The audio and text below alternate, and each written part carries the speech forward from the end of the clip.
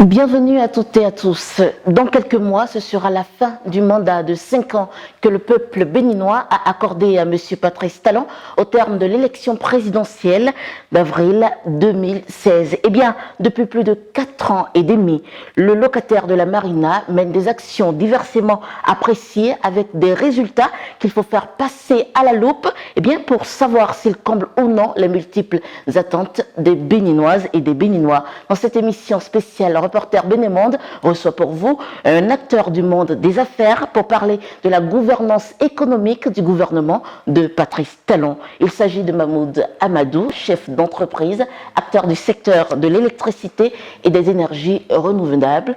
Monsieur Mahmoud Amadou, bonjour et merci d'avoir répondu présent à notre invitation. Bonjour Madame Kisroya, merci de m'avoir invité. Alors Monsieur Mahmoud Amadou, comme toute gouvernance économique, celle du président Patrice Talon a aussi ses caractéristiques. Selon vous, qu'est-ce qui caractérise depuis 4 ans la gouvernance économique du gouvernement de Patrice Talon? Il y a 3 mots qui caractérisent la gouvernance économique mise en place par le chef de l'État, Patrice Talon, depuis 2016. Le premier, c'est l'assainissement. Le deuxième, c'est la rationalisation. Et le troisième, c'est la croissance. L'assainissement a consisté à assainir les finances publiques. Vous savez très bien qu'avant l'avènement du nouveau départ, le principal mal économique de ce pays avait pour nom coulage des finances publiques.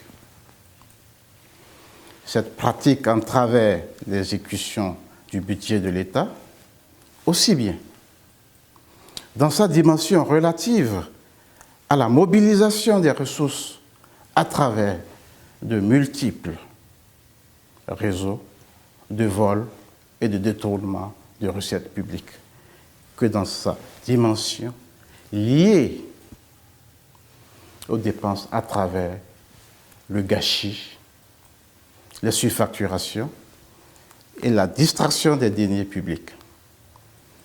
Grâce à la détermination du président Patrice Talon, l'assainissement des finances publiques a été réalisé avec des réformes qui ont touché toutes les régies financières, les douanes, les impôts et le trésor. Ces réformes ont pris en compte à la fois la réorganisation interne de toutes les structures impliquées dans la collecte des recettes publiques, la dématérialisation des procédures pour réduire le contact pernicieux entre les usagers et les agents publics commis pour la perception des taxes et impôts, toutes choses ayant permis de renforcer la transparence et le niveau de traçabilité des formalités et des opérations au niveau des régies financières. La rationalisation a surtout touché le train de vie de l'État dans tous ses compartiments. Il fut une époque où le fonctionnement de l'État coûtait très cher, inutilement, aux contribuables béninois.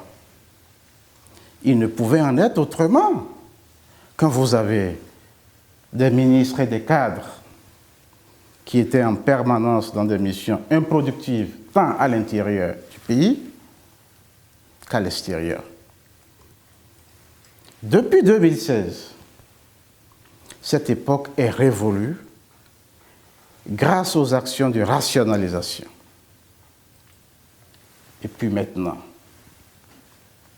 la troisième caractéristique, la croissance, c'est la caractéristique résultat. Le Bénin est passé d'un taux de croissance de 5% en 2016 à 7,6% en 2019. Autant dire que Patrice Talon est un champion de la gouvernance économique axée sur les résultats. Vous dites que c'est un champion de la gouvernance économique, mais pourtant certains de nos compatriotes qualifient de catastrophique la gestion économique du président Patrice Talon, estimant que les chiffres mis en avant ne reflètent pas la réalité. Qu'en dites-vous? C'est une affirmation gratuite qui repose sur une mauvaise conception de l'évaluation de l'action publique. Dans tous les pays du monde, la santé économique des États est mesurée avec la croissance économique. Il en était ainsi au moment où les auteurs de ces dénigrements politiciens étaient aux affaires. Il en sera toujours ainsi. L'évolution positive de la croissance économique du Bénin sous le leadership du chef de l'État, Patrice Talon, est un fait unanimement reconnu de toutes les institutions financières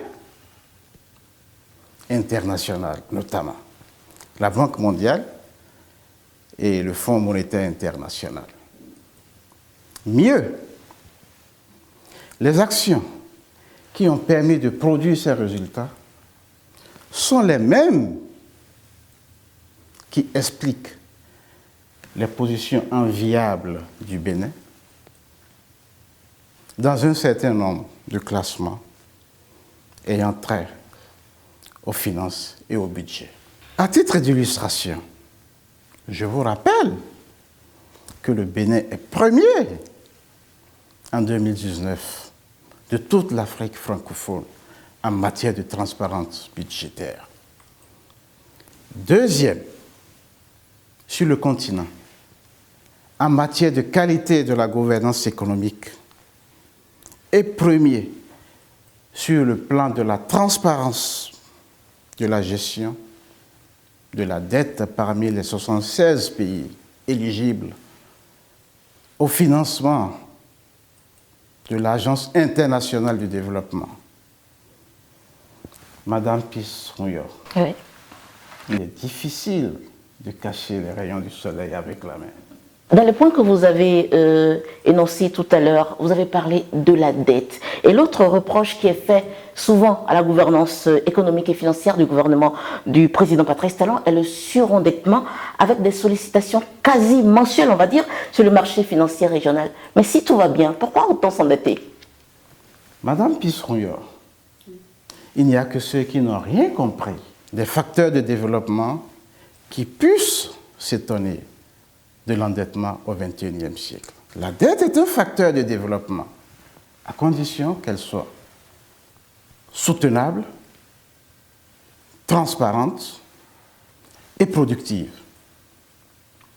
La dette contractée par le gouvernement du président Patrice Talon remplit ces trois critères de soutenabilité, de productivité et de transparence.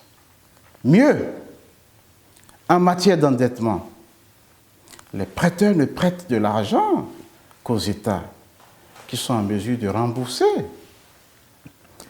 Quand un pays marche, tout le monde veut lui prêter de l'argent. C'est le cas du Bénin, dont les partenaires financiers sont rassurés par les notes positives que les agences de notation attribuent à notre pays.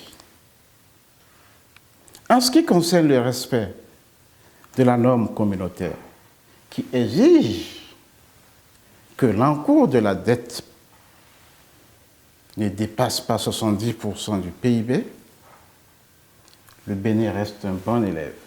Vous êtes chef d'entreprise et je suis curieuse de comprendre comment est-ce qu'un chef d'entreprise peut couvrir d'autant de loges une gouvernance économique dans laquelle plusieurs entreprises sont en train de sombrer. Quelles sont les entreprises qui ont cessé leurs activités? Celles qui n'étaient pas du tout viables et qui n'étaient pas dans la production. C'est la production qui fait la richesse. La production agricole, la production artisanale et la production industrielle. Bien évidemment, si vous créez votre entreprise en comptant uniquement sur les amis et les réseaux, pour exister, votre entreprise n'est pas inscrite dans la durée. C'est plus qu'une évidence. Les entreprises qui ont toujours opéré en toute légalité et menant des activités qui contribuent à propulser la croissance économique sont sur place. Le climat des affaires s'est nettement amélioré avec une batterie de mesures pour faciliter la création des entreprises et permettre d'opérer dans un environnement qui assure la pérennisation et la sécurisation des investissements. Le problème de disponibilité de l'énergie, qui était un frein à la compétitivité des entreprises, est résorbé avec l'ambition affichée par le président Patrice Talon d'aider le Bénin à réaliser son autonomie énergétique en consentant des investissements énormes dans le secteur énergétique. Je suis moi-même opérateur dans ce secteur et je peux vous dire que dans ce domaine, le chef de l'État, Patrice Talon, et tout son gouvernement comprennent tous les enjeux du développement économique et social liés aux questions énergétiques. Et pourtant, tout ne va pas si bien.